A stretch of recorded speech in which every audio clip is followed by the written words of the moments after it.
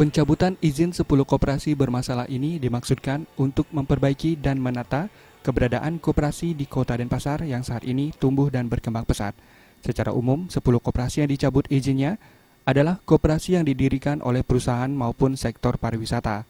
Anggota dan pengurus koperasi-koperasi itu berasal dari para karyawan, namun ketidakmampuan mengelola koperasi atau kebangkrutan induk usahanya berimbas pada operasional koperasi yang berjalan dengan kurang baik.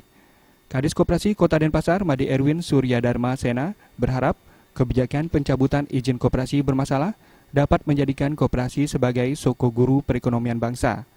Terlebih, koperasi saat ini menyasar sektor usaha menengah dan kecil, sehingga koperasi perlu disehatkan dan diselamatkan.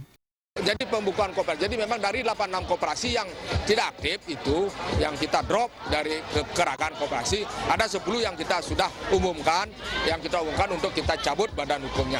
Nah, proses pencabutan badan hukum tinggal menunggu, karena SK Wali Kota yang mengeluarkan badan hukum, tinggal nanti Wali Kota yang akan mencabut. Pemerintah Kota Denpasar berharap kebijakan ini memacu koperasi lain untuk mengelola dan mengurus koperasi menjadi lebih profesional dan lebih baik sehingga tujuan meningkatkan perekonomian anggota dan masyarakat bisa terwujud.